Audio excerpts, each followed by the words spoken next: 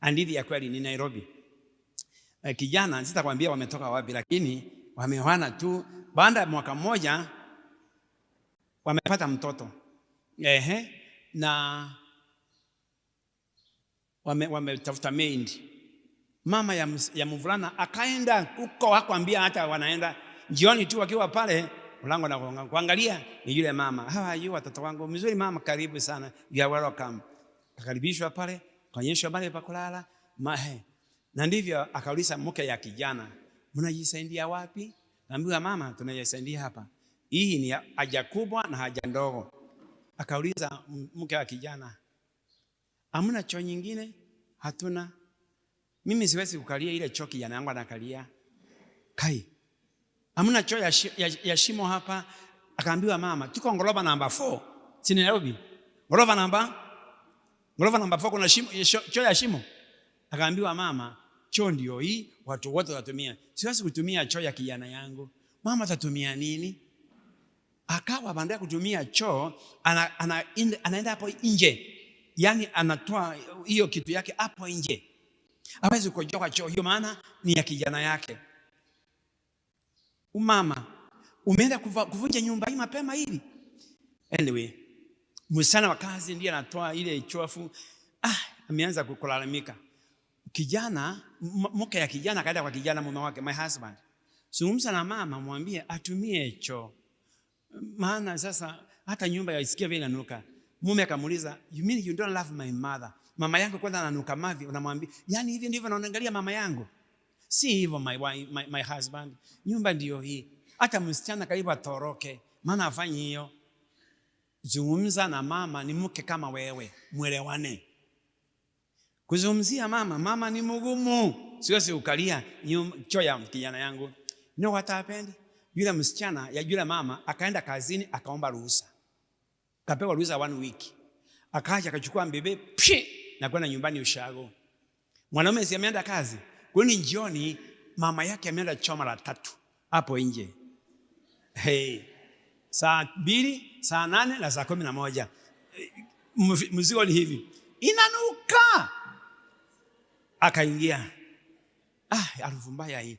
Akauliza, mama, habari yako mzuri? Wapi msichana wa kazi? Sijui alienda wapi. Na mtoto, mke wako alikuja akachukua mtoto akaenda. Hata funguo za nyumba ndizo hizo. Akaingia bedroom. Kakuta kwa kitanda kuna barua kanoti kameandikwa, mume wangu, maana unapenda mama yako kuliko mimi, nimekuachia yeye. Moto umewaka, we. Get the point. Take a step forward. Tunasema hivi, ndoa ni agano kati ya mwanaume na mwanamke, waishi kama mume na mke maisha yao yote. What is marriage? A covenant between a man and a woman to be united to become a husband and a wife and to live forever maisha ya binadamu hapa duniani. Tunaambiwa married people have parents and relatives. Ni kweli. It is a blessing to have them because they help in many ways. Kama nimeoa mke na wazazi wake wako, na ameolewa na mwanaume ana wazazi wake, hiyo ni mibaraka ya ajabu. Maana wazazi wangu na wazazi wa mke watatusaidia kwa njia nyingi. Ndugu za mke na ndugu za mume hivyo watatusaidia kwa familia yetu kwa mambo mengi. Lakini usikia mambo haya lakini but our parents, in-laws, brothers and sisters and relatives, good and helpful as they may be, can interfere with or damage our marriage completely if allowed. Ndugu zetu, dada zetu na wazazi wetu wakikubaliwa wanaweza kutuharibia ndoa kabisa. Na mambo ambayo ninasema wa mke ama wa mume, na brothers na sister wa mke ama wa mume, hivyo ndivyo ninajua. Kenya nzima ambayo nimetembea kwa miaka 18 nikifundisha mambo ya familia, nimegundua wazazi wetu na ndugu zetu, dada zetu wanaweza kutuletea matatizo kama mimi mume na mrosha. Ndoa zile zinaribiwa na hawa marafiki zetu. Hebu tuendelee mbele sasa. Tunaambiwa the most marriage destroyers. Sikia, are you together? The most marriage destroyers, not in every case. Sisemi everywhere, no. Nasema the most, but not everywhere. Are parents and relatives from the husband's side. Ai, pastor. Ati, kulingana na miaka yangu katika kufundisha familia, ndio wazazi wa mke wanaweza kuharibu ndoa ya mtoto wake, ni kweli. Lakini wale nimeona Kenya hii wakiharibu zaidi ni wazazi upande wa mume. Kwa nini? Tutaendelea mbele kujifunza, tusonge mbele. No wonder the Bible asks the marrying man to leave, to abandon, to desert, separate from, disassociate with the parents. Hii ndio sababu maandiko katika Mathayo 19 na fungu la 5 lasema, kwa sababu hii mwanaume ataacha wazazi wake, ambatane na mke wake, na wote wawili wawe mwili mmoja. Kwa nini? Maana najua mwanaume huyu akikaa na wazazi wake kwa njia isiyofaa, ni rahisi sana kuharibu ndoa yake. Kwa nini? Maana wazazi wataendelea kumtawala na kumwambia usifanye fanya, mpaka anaachilia mke, ama mke anateseka kwa sababu ya uhusiano wake na wazazi wake. Na hiyo tutaona saa hii vile wanavyofanya. Kwa hivyo mtazamaji, kaa macho uone mambo yafuatayo. Lakini pastor, Biblia inaposema tuache wazazi, inamaanisha nini? Maandiko yanasema nini kuacha wazazi? Nitupe mama na baba? Nisisaidie mama? Mama ni mgonjwa nisimpeleka hospitalini? Baba ana njaa nisimnunulia chakula? Si hivyo. Angalia uone. Amri hii kuheshimu baba na mama iko pale hata kama umeolewa ama umeoa. Did you hear that? The command to obey the father and the mother, or to abide, tunaambiwa it abides even to those who are married. Nikiwa nimeolewa, na mimi nimeolewa sehemu za Kakamega ama Meru ama Mombasa, mimi ni Mkisii, nisikie mama yangu ni mgonjwa hapa Kisii town, maana nimeolewa Kakamega ama nimeolewa Meru ama nimeolewa mpaka Amerika, nitasema kweli mama yangu na akufe maana nimeolewa? Nitasema baba yangu na sumbuke maana nimeolewa? Biblia haifundishi hivyo. So in fact tunaambiwa Biblia inatangaza matokeo ya kushangaza kwa yeyote ambaye anadharau kutii mzazi wake. The book of Proverbs 30:17, Mithali 30 fungu la 7 yasema hivi: mtu amdhiakie babaye na kudharau kumtii mamaye, kunguru wa kondeni watang'oa macho yake, na vifaranga vya tai watakula. The eye that mocks the father and despises the mother, the eyes shall be pecked by the sparrows, or the whatever you Kiingereza ikiendelea mbele hivyo. Soma hiyo fungu uone. Nikiwa hata nimeolewa, nisikia mama ni mgonjwa, baba ni mgonjwa, na ninaweza kumsaidia, alafu niseme mimi nimeoa sitasaidia mama. Soma hiyo fungu, utapata laana hapa duniani. Sasa ni nini kuacha wazazi inamaanisha? Biblia ikiniambia nikioa niacha wazazi nishikamane na mke wangu, ninamaanisha nini? Number 1, angalia pale. Jambo la kwanza, inamaanisha usiendelee kutawaliwa na wazazi kwa mambo ya ndoa yako. Don't agree to be ruled, directed, commanded by your parents or your family. Pastor, unakuja kufundisha uasi hapa kwetu Kisii? No. Sikiza. Wakati nimeoa, nimesimama kanisani na nimesema yes I do. Nimesema basi hakuna mwanamke mwingine duniani hii ama mwanaume, ni wewe na mimi peke yetu. Nimeambia mama yangu kwa heri, nimeambia baba yangu kwa heri. Kwa njia gani? Asiendelee kunitawala tena kama mtoto. Asiendelee kuniambia usifanye usiingie. Lakini pastor, uwezi kupata mashauri kwa mzazi. Mzazi wako hawezi kukushauri, anaweza kunishauri. Lakini mashauri mengine ya mzazi nitakwambia mengine ni ya kukuharibia ndoa. Haya, tuendelee mbele basi. Kwa hivyo sasa, kama umeoa ukiwa mwanaume na umeolewa ukiwa mwanamke, tunaambiwa acha wazazi, which means what? Usiendelee kutawaliwa na wazazi wako kwa mambo ya familia yako. Jambo la pili, tunasema hivi, mawaidha yote wazazi watakupatia mengine ni ya kuharibia ndoa. Nyumba nyingi zimeharibiwa na wazazi, zimebomolewa na wazazi. Maana nakwambia vile tulivyoishi 1944 na wewe uishi hivyo 44. 2023 niishi maisha ya baba yangu 1944, 39. Vile mlivyoishi, mlivyofanya baada ya kuoa, you want your son and your daughter to do so. Nikiwa kijana mzuri, mama ataniita na baba aniite. Nikiwa na common sense, nitachukua mawaidha ya baba, nijue mawaidha hii ni ya kunibomolea nyumba, mawaidha hii ni ya kunisaidia. Nichukue yale ya kusaidia, yale ya kubomoa ninyamaze na sitafanya, maana itanibomolea nyumba. Hataki baba nifanye vile walivyofanya 1944. Surely haitawezekana. So sikiza mawaidha ya mzazi. Pima. Hii ni mbaya, hii ni nzuri. Yaliyo mazuri chukua, yaliyo magumu achilia. Jambo la tatu, usikubali wazazi wako na watu wa jirani, yani majirani, waamue mambo ya kuongoza familia yako. Your cousins, your brothers or sisters, your parents wanakuamulia, they decide for you. Wanakuamulia usifanye hivyo.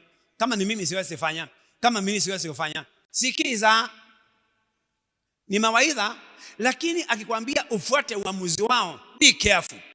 Maana nyumba hii itabomoka na ni wewe utasumbuka, si wale. Sisemi usisikie mawaidha, lakini uamuzi ni wa nani? Ni wako. It is you. Angalia mwanamke Eva na huyo mwanaume anaitwa Shetani, amekuja kwa huyu nyoka vizuri sana. Kwanza nitumie lugha ya kisasa. Akakuta yule mwanamke pale, "Hi madam, hi. Salama, sasa poa." Ni lugha ya kisasa. Akamuuliza, "Yani Mungu alisema matunda yote ya shamba msiguze, msikule." Hakusema hivyo. Alisema tunda yote, lakini hii tusiguse ala nzikule. Kwa nini? Kwa sababu tukila tutakufa. Mazee, si hivyo. Yani anatumia lugha ya kisasa. Unajua, Mungu alijua sahihi utakuwa kama yeye, utajua mema na mabaya. Na mwanamke akanyosha mkono, akijua vizuri, si ameambia nyoka tuliambiwa. Aliambia nyoka tumeambiwa tusiguse na tusikule. Ananyosha mkono vizuri, akijua alionywa. Nikiwa nimeoa na nimeolewa, mama yangu aliletea mawaidha na baba yangu aliletea mawaidha, na nikiangalia vizuri mawaidha haya ni ya kubomolea nyumba. It is to me to use common sense. Nijue hii. Nilipooa, my father was late na my mom was late. Na ndivyo nilikuwa na wake wa my father's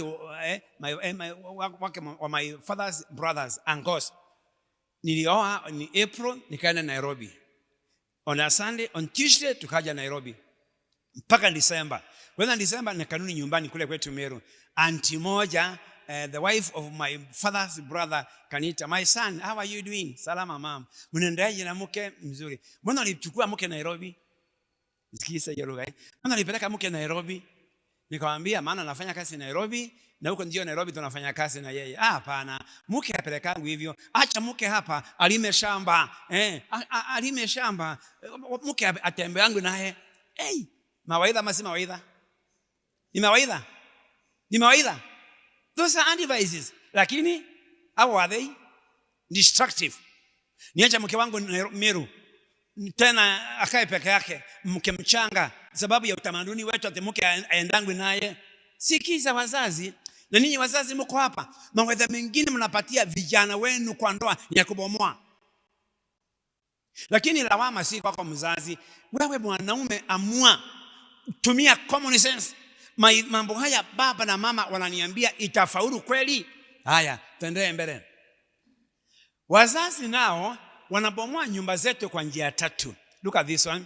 Our parents can damage our marriages in 3 main ways. Wanaweza kutumia njia nyingi, lakini hapa natumia 3 peke yake. Vile wazazi wetu wanaweza kubomoa familia zetu. Mambo matatu. Number 1, kuendelea kutawala continually. Usifanye, usiingie, usiangalie, usikule, usitembee, usikae, usisimame, usiimbe. Yaani sheria nyingi. Na mimi nasikia harusi imefanywa kule Kiambu karibu na Nairobi. Na power for harusi. Na vizawandi vikaletwa kwa wale maharusi wapya.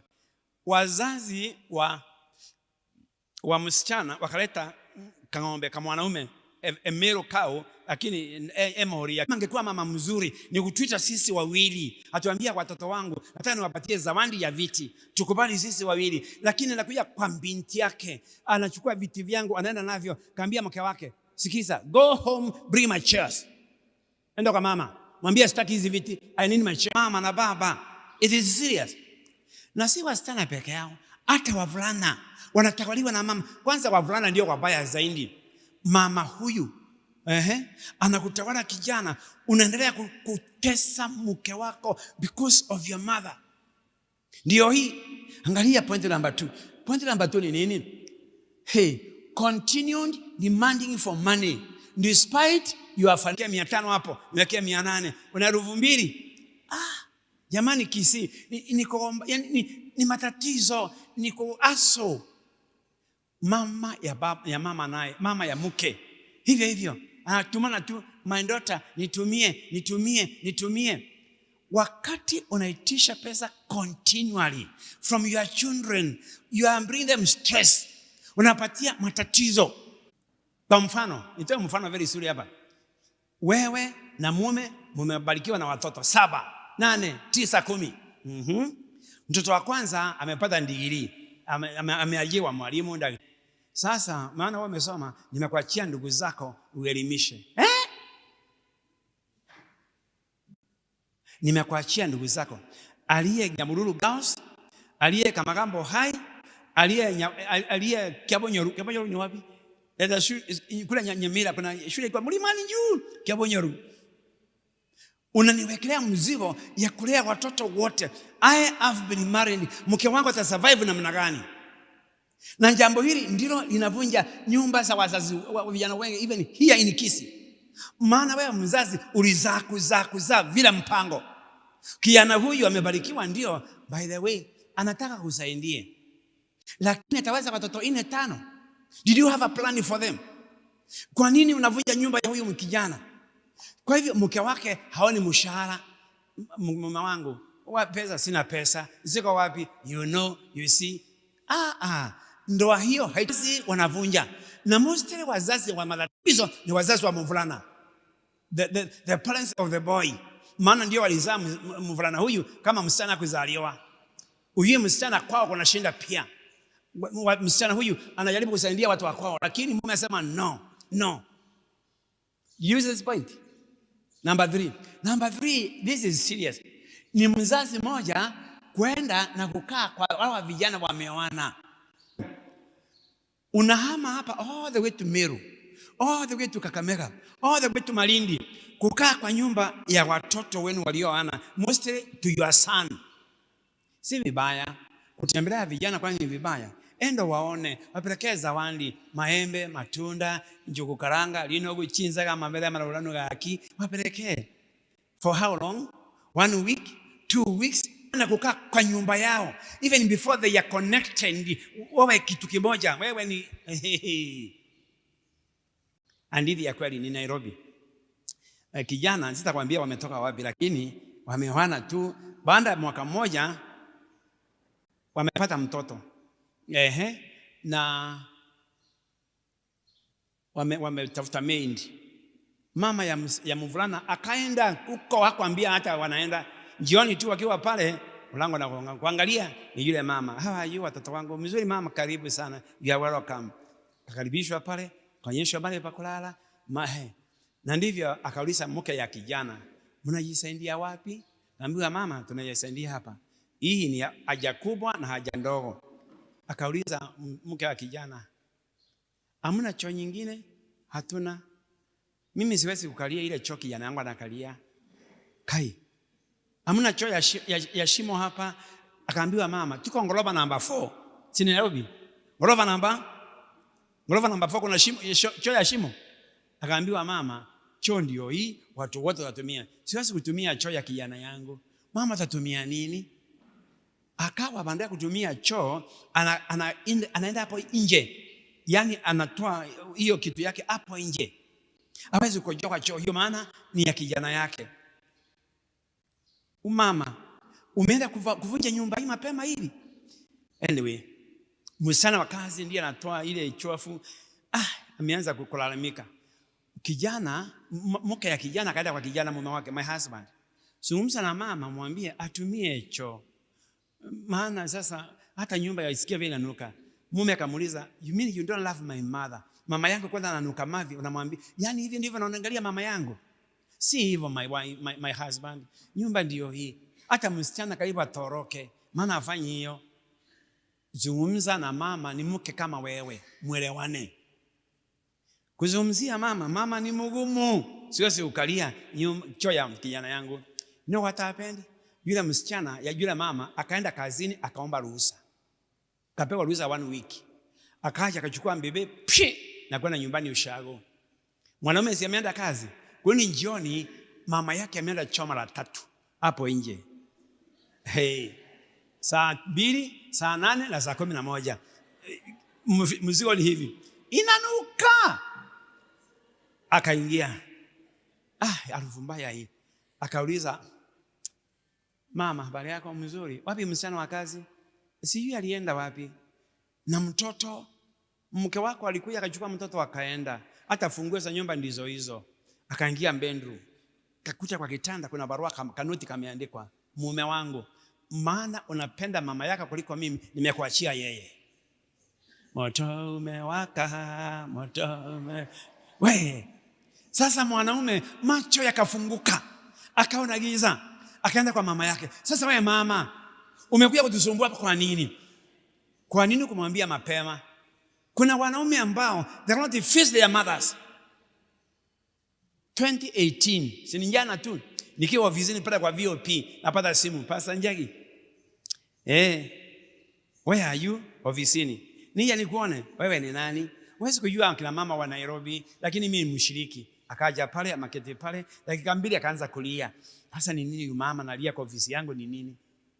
Pastor, pole sana. Ni nini? Ni mama ya mume wangu, mama mkwe.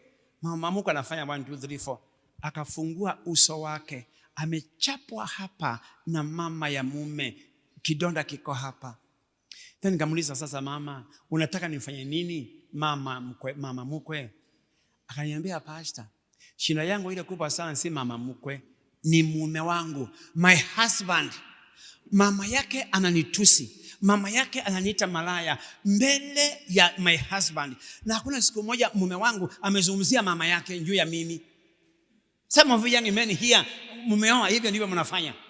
Wake zenu wanadharauliwa na mama zenu, na huwezi kuuliza mama, kwa nini, what are you doing? It is serious, my brother, my sister. Anakuja kukaa na kutawala kwa nyumba.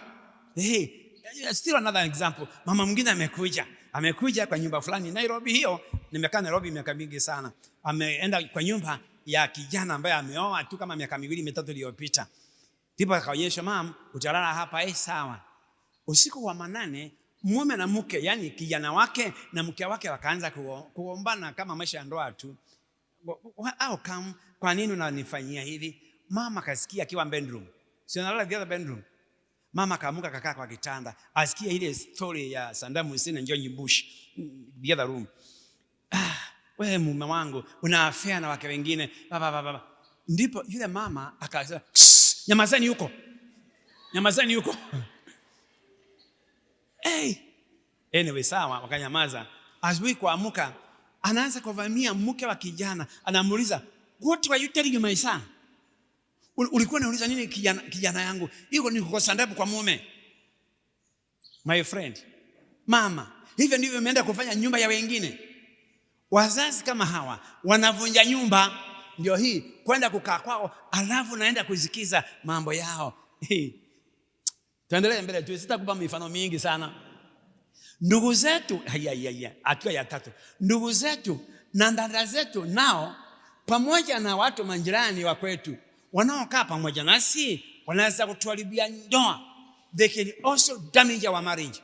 Our brothers, our sisters and relatives near us wanaweza kuvunja na kuharibu ndoa yetu. How? Number 1, by you teaching them better than your spouse. Wewe mke, dada zako na ndugu zako ndio watu. Wewe mume, your brothers and sisters ndio watu. Lakini kwa upande mwingine, no, ukifanya hivyo, nikiwa mume wako, nikiwa mke wako, tutakosana. Number 2, by you listening and believing in what they say and do than your spouse. Wanakaa kwetu nyumbani hapa, sawa. Lakini anaambia, you know pastor, when you are away, your wife alifanya, aliingia, hey. My sister, your husband alifanya, aliingia. Na unakubali. Maneno mengine ni uchochezi. This is why ukioa ukae na ndugu zako na dada, I'm just hunting, mimi nitapata soara kwa mshale huo. Number 3, by you sharing your spouse's secrets with them. Mke wangu kwambia mama mchoyo, mke wangu, you know, what are you talking about? Unaambia watu wako mambo ya mke wako, unaambia watu wako mambo ya mume wako. Jamani, surely ni nini unaambia watu wako juu your husband or wife? Ni vibaya. Nitakuja kujua baadaye mambo yetu unashare na watu wengine. Jamani, sitafurahia mambo hayo. Number 4, by you sharing your family resources with them which your spouse does not have access to. Familia moja imenunua nyumba Ngong Nairobi. Na walinunua plot, wakajenga nyumba kubwa ya kukondisha, lakini na mke akachukua loan mara 2 kujenga hiyo nyumba. Ni nyumba kubwa, maana ina room, yani nyumba nyingi za kuondeshwa. Mume akachukua ndugu zake 4 akawaleta kwa ile nyumba. Mimi wa mke wake anatafuta customers wa kurent zile nyumba. Akapata 2 3, akaambia mume wangu, nimepata watu 3 kuingia kwa zile nyumba zetu. Nyumba zipi? Zile tumejenga Ngong. Kuna watu kule. Watu gani? Sikujua. My brothers are there. Ndugu zako walikuja huko lini? Unajua wamekuja hapa Nairobi kutafuta kazi. Nikawaambia wakae pale. Are they paying for the houses? What do you mean? How can they pay my house? Mke wako achukue loan mara 2 mara 3. Mkitafuta njia ya kujikinga financially, you bring your brothers and stay there. Hivyo ndivyo wewe tunafanya. Yani tunachukua resources yetu, tunapeana kwa ndugu zetu, kwa dada zetu. Si vibaya. Lakini mke wangu na mume wangu hana faida yoyote, hakuna kitu mke wangu anafaidika nacho. Ndio hii. Number 5, keeping them in our home and or house without the consent of the other spouse. Tunaishi hapa town. My sister ananipigia simu, Njagi, how are you? Fine. Hapana kisi mzuri. Nataka nije nikae hapa kwenu miezi 2 nikitafuta kazi. Naambia njoo. Mke wangu hajui ama mume wangu hajui, hata na wewe surely. Wewe uone ni vibaya. Ninakubali my sister aje, my brother aje, na mke wangu na mume wangu atuja kubaliana naye. Tukaangaliana what may what and where. As a husband or a wife, you are not right. Unafanya kinyume na sheria za ndoa. Unakosea mume wako, mke wako, na hutaweza kuwa na nyumba ya amani when you do like that. Pastor, are you serious? Very serious. Kwa nini? Maana sisi hata Wakristo tunaharibu nyumba zetu kwa mambo kama haya. Lakini pastor, kama ndugu yangu anashinda ama dada yangu hawezi kukaa kwa nyumba yangu, anaweza. Lakini tukae chini na mke wangu, nimwelezea my wife, my sister anataka course, tumkubali miezi 2 3 akae kwetu. Sawa. My brother naye anatafuta kitu fulani hapa kwetu, tumpatie room tu. Sawa. That is good. Na ukiwa mke mzuri huwezi kukataa, maana kuna room. Ukiwa mume mzuri huwezi kukataa, maana kuna room. Lakini kumleta bila kuwasiliana, bila kujadiliana, it is terrible. It's terrible. Number 6. Giving them too much freedom regarding your family affairs. Mpaka dada zako, ndugu zako wanajua your title deeds, wanajua mpaka accounts, wanajua kila kitu. Mpaka kija hapa, my brother anachukua suti yangu anavaa. My sister anachukua all the perfumes anaenda nayo. Freedom vitu vyetu. Mambo kama haya huleta matatizo. Nimeondoka pale. Tuendelee mbele. We ourselves, mimi mume na mke, tunaweza kujiletea shinda kwa ndoa zetu. Vipi? Vile tunavyohusika na wazazi wetu, vile tunavyo wasiliana na wazazi wetu, vile tunavyofanya mambo na wazazi wetu, we can bring troubles to ourselves. Kwa njia gani? Number 1, we show favoritism to one side of parents and relatives. Kila wakati tuende kwa mama, kila wakati kwa mama. Nikiambia mke wangu tuende kwa mama, yeye hataki kwenda kwetu. Mke wangu anatoka kule kunaitwa Kenyanya kule chini. Lakini si wewe utembelea mama yake na baba yake huko siende. Lakini every day tuende kule Mugirango North, tuende kule mlimani kwa wazazi wetu. Favoritism. And your marriage, my brother, my sister, taking the family's property and also money secretly to one side of your parents. Unachukua mali secretly, natuma kwa mama, kwa baba, kwa brother, kwa sister, kwa uncle, auntie. Lakini upande wa mke kuna tasumuni. There was one woman in Nairobi lakini. Kila mwezi atumia mama yake 10,000.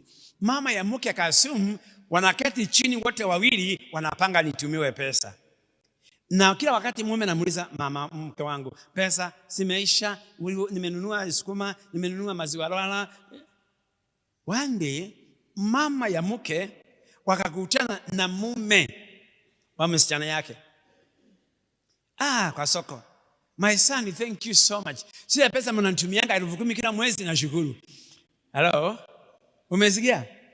Wamekutana kwa soko na mke is very happy. Kila mwezi zinanisaidia sana. Na mume hajui, hajawahi kujua. Naye mume huyo alikuwa na akili sana. Akamwambia mama, hizo tunaweza, kama tungekuwa na nyingi tungekutumia zaidi. Mwanaume alitumia common sense. Kaenda kwa nyumba jioni. Hi mke wangu, how are you? Fine sawa. Na nikuulize kuna unajua siku hizi atusaidiangi wazazi. Yeye tu tunatumia wazazi kitu kidogo. Nitafurahi sana tukitumia mama kitu. Ungependa tumtumie pesa ngapi kila mwezi? Hata shilingi 5,000 pande huu, 5,000 mwingine. Si unatumia mama 10,000 kila mwezi? Si unamtumia kila mwezi. How did you know that your mom tulikuwa na yeye leo na kaniambia hivyo ndivyo? Last month, the other month, unamtumianga pesa ndio hii. Mke akaanza kutetemeka. Mwambia, did you know what? It needed the grace of God. Mwanaume na mke huyu waendelea kuishi pamoja. Maana si mke mwaminifu. Kama tungeketi chini na mke wangu, mwambie jamani, my wife, your mom tumsaidie, maana ana income 5,000 kila mwezi, afanyie kitu. Huyo mwingine shilingi 100. That becomes a good family. Whereby hatuna upendeleo, hatuna secrecy, utuma pesa pande huu. Na wale wanaofanya sana, wanaume wana hiyo kazi pia. Of course akina mama wana hiyo tabia pia. Mama anafanya kioski hapa tu siku mawiki, maembe whatever. Akiingia jioni, mama umempata ngapi leo? Leo ni kugumu, nimepata 2,000. Wapi? Amepata 14,000. Na nakwambia ni 2,000. The next day ni 5,000. Sasa hiyo ndio ameingiza 30. The next day ni 1,000. Sasa hiyo ameingiza 7,000. All this money the husband does not know. Anatuma kwao. Simukae chini jamani. Mjadiliane wazazi wetu. Hivi na hivi. Tuwasaidie pande zote. Hiyo ndio ndoa ya amani. We unconditionally listen and obey all what our parents say or suggest to us at the destruction of our marriage. Hii tumesema tena. Tumesema, by the way, nilikuwa ni master wa Karura 1984, 85, 86. Karura Secondary School Nairobi. Na Kila mwalimu ana duty juma lake. This particular teacher this day on duty Monday akachelewa kabisa mpaka tumefika saa 2 na uchafu hakuna kufagia. Hasa ni nini? Mwalimu akaja baadaye. Kamuliza mwalimu, mbona umechelewa hivi? Angalia, ambia pasa pole, wacha nifanye tu. Akaingia akachukua pipe hii ya plastic ya stima, akaenda kutandika watoto. Anatandika vibaya. Nikamwambia mwalimu, unaweza kuumiza mtoto hapa na it will be a serious case for our school. Akakasirika, akanitupia ile pipe. Niambia kama unataka nifanye kazi yangu then nifanya. Mwalimu akakasirika, akaenda staff room. Walimu wengine waliona, wakaona sinema ya mchana bure. Hiyo si sinema hiyo. Saa 4 wakaja, pastor, can I tell you something? Pole sana kwa yale yalifanyika leo saa 2. Lakini did you know mwalimu huyu last night akulala bedroom. Akulala kwa bedroom. Alifungiwa na mke, alilala kwa sofa set. Kwa nini? Maana mke ameamua pesa zake zote atatuma kwa mama.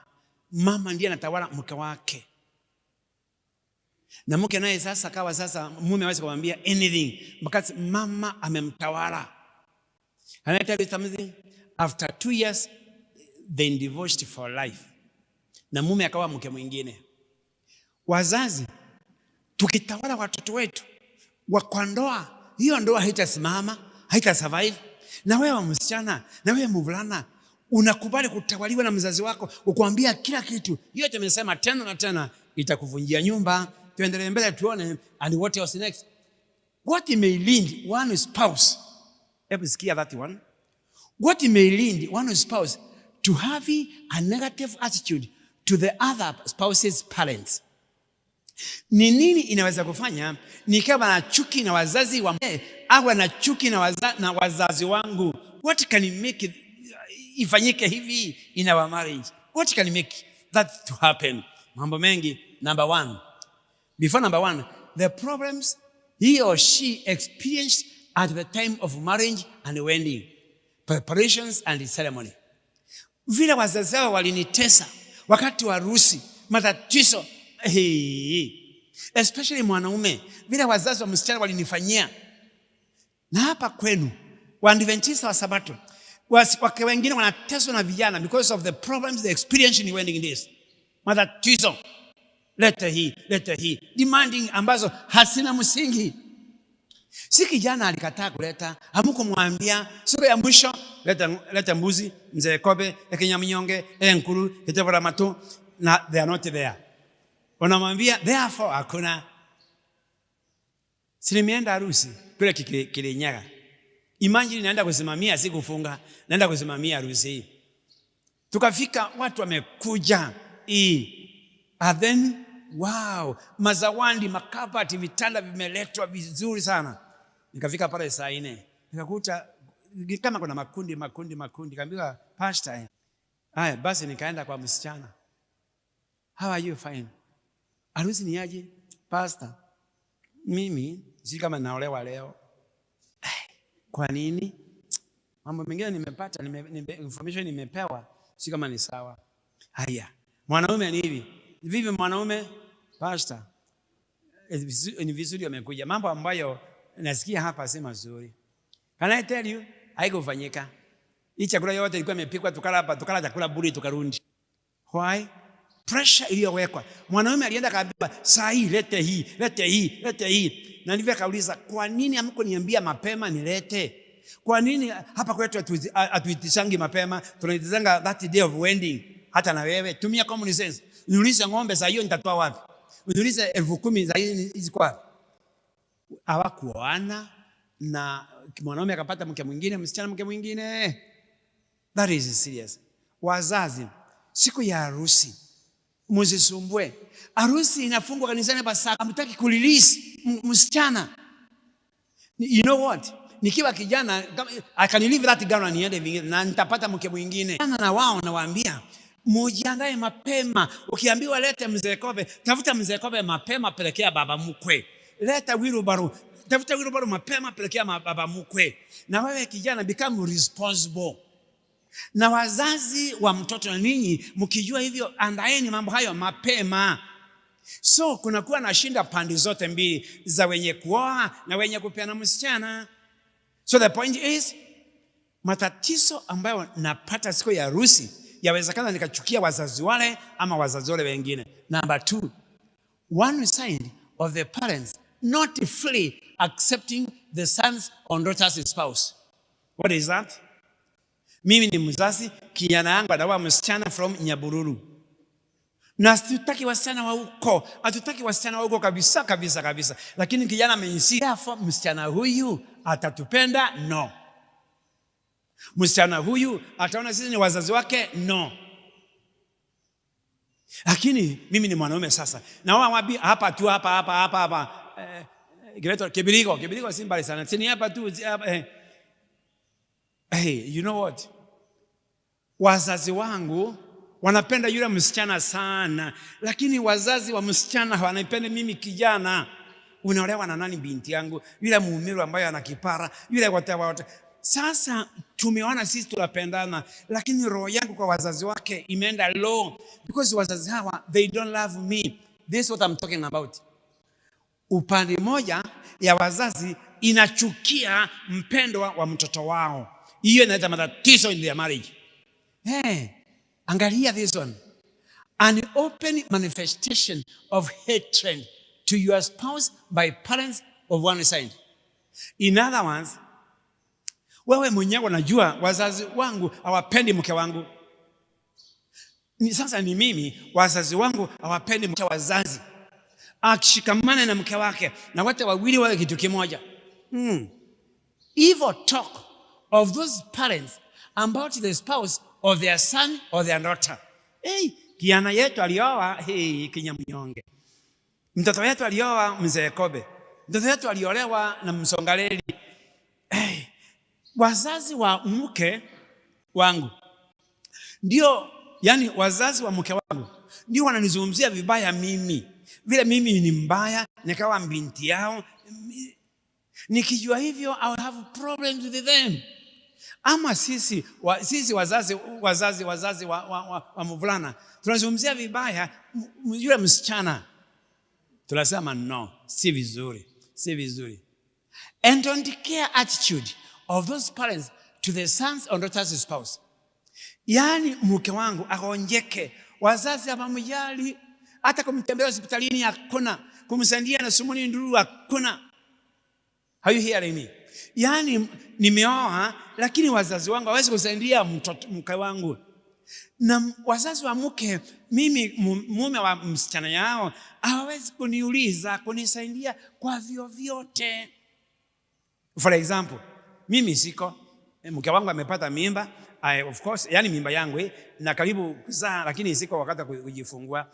Ameenda kisi hapa General, jamani, ameenda kapasuliwa Sicilian.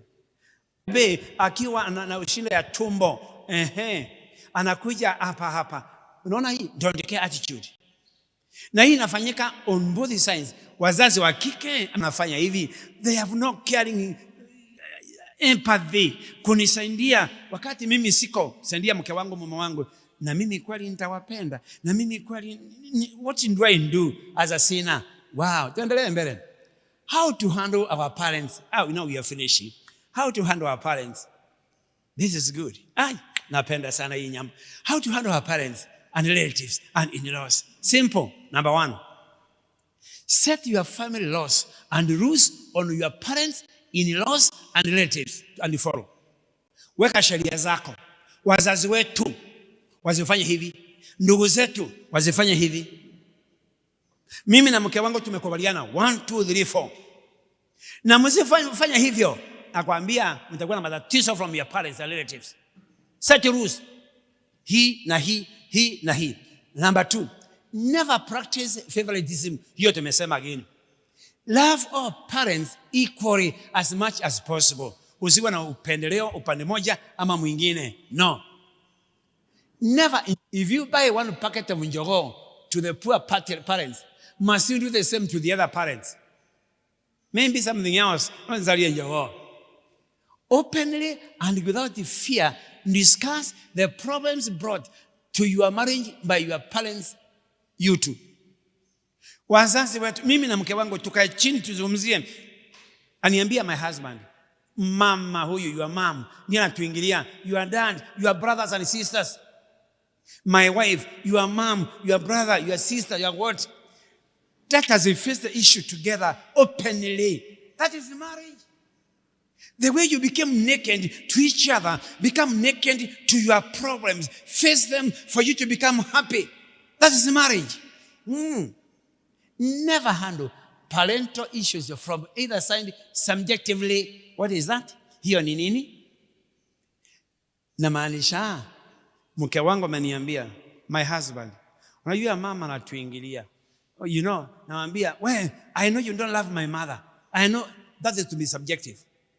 Sikiza mke wako, sikiza mume wako. My wife, unajua vile mama kila wakati ni pesa. Mwambie tuna pesa. Na wewe mume wangu, kwani wewe unataka kusaidia mama? I know wewe unataka kusaidia mama. That is to be subjective. Angalia jambo vile lilivyo. Ambia mke wako, my wife, mama anatuingilia. Anataka sisi tuifanye lolote. Talk to your mother. Ujue hivyo, kama wazazi wa mume wanashinda, ni mume azungumze na wao. Kama ni wazazi wa mke wanashinda, mke azungumze na wao. Maana it is me to handle my mother and my father. Nimwambia mama we, dandi we, my sister we.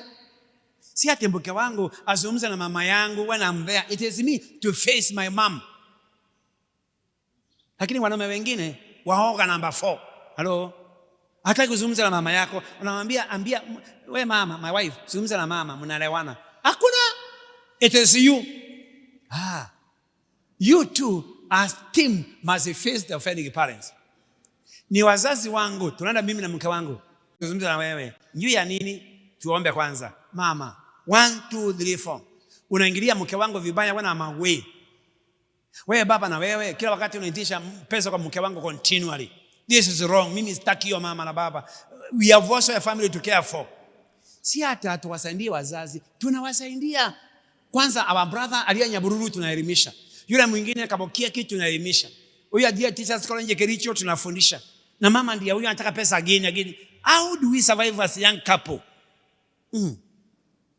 Never discuss the weaknesses of your spouse to your parents unless it is going out of control. You need help. Umejaribu uwezekanavyo. Sasa akaningoto wazazi wa mke wangu. Mom, nimekuja kukuona. Wazazi wa mke wangu. Naenda kwa wazazi wa mke wangu.